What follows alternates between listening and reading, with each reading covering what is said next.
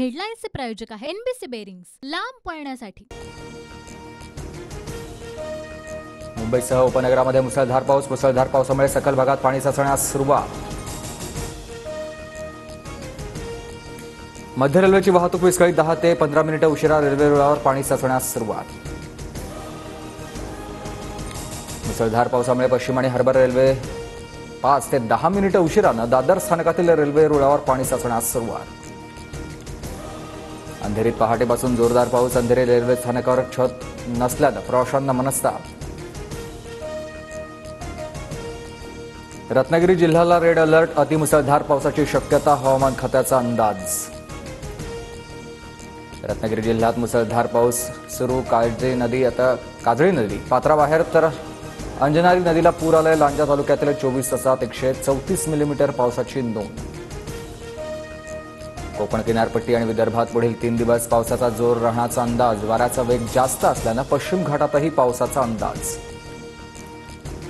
भुसावळच्या हतनूर धरणाचे 12 दरवाजे उघडले, धरणातून 36,445 क्युसेकनं पाण्याचा विसर्ग सुरू। प्रशासनाकडून नदीकाठच्या नागरिकांना सतर्कतेचा इशारा। अजित पवार विशाळगडावर पाहणीसाठी जाण्याची शक्यता, विशाळगडावरील दगडफेक प्रकरणानंतर अजितदादा पाहणीसाठी जाणार, सूत्रांची माहिती। पूजा खेडकरांना पुणे पोलिसांची नोटीस, आज पुणे पोलीस आयुक्त कार्यालयामध्ये हजर राहण्याचे आदेश। पुणे जिल्हाधिकारी सुहास दिवसेंवर केलेल्या आरोपांच्या चौकशीसाठी हजर राहण्याची नोटीस। मुंबई आणि उद्या भाजपच्या कोर कमिटीची आज आणि उद्या बैठक, महाराष्ट्र प्रभारी भूपेंद्र यादव आणि सहप्रभारी अश्विनी वैष्णव उपस्थित राहणार। मुंबईत उद्या काँग्रेसच्या 2 महत्त्वाच्या बैठका, विधान परिषद निवडणुकीतील फुटीर आमदारांवर उद्याच कारवाई होण्याची शक्यता। नगरसेवकांनी साथ सोडताच अजित पवार ॲक्शन बोर्डवर, आज पिंपरी चिंचवडमधील नगरसेवकांची बैठक। पुण्यातील ठाकरेगडाच्या पदाधिकाऱ्यांची आज शिवसेना भवन इथं तातडीची बैठक, खासदार संजय राऊतांच्या उपस्थितीत बैठक पार पडणार। शिवकालीन वाघनकं साताऱ्यात दाखल, 19 जुलैला राज्य सरकारकडून भव्य दिव्य सोहळ्याचं आयोजन।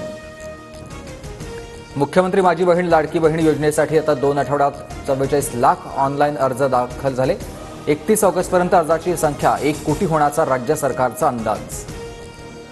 जरांगे हाकेंसोबत आज काय चर्चा झाली, राज्यकर्त्यांनी आधी सांगावं, मग काय मार्ग काढता येईल ते आम्ही बघू। आरक्षणावरून शरद पवारांचं आवाहन। कांदा प्रश्नावर आज मुख्यमंत्री एकनाथ शिंदेंच्या उपस्थितीत सह्याद्री अतिथीगृहावर बैठक, कांद्याच्या किमती नियंत्रित ठेवण्यासाठी सरकारनं मर्यादित हस्तक्षेप करावा, शेतकऱ्यांची मागणी। गडचिरोली पोलिसांना राज्य सरकारकडून 51 लाख रुपयांचं बक्षीस जाहीर, 12 माओवाद्यांना ठार केल्याप्रकरणी उपमुख्यमंत्री देवेंद्र फडणवीसांची घोषणा। सोन्याच्या दरात प्रतितोळा 980 रुपयांची वाढ, तर 24 कॅरेट सोन्याचा दर आता 74,020 रुपये, तर चांदीच्या दरातही प्रति किलो 1000 रुपयांची उसळी।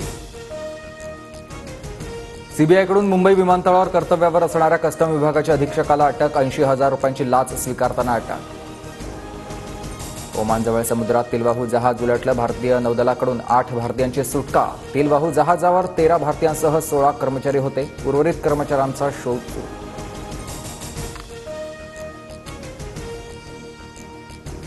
हेडलाईन्सचे प्रायोजक आहे एनबीसी बेरिंग्स, लांब पळण्यासाठी।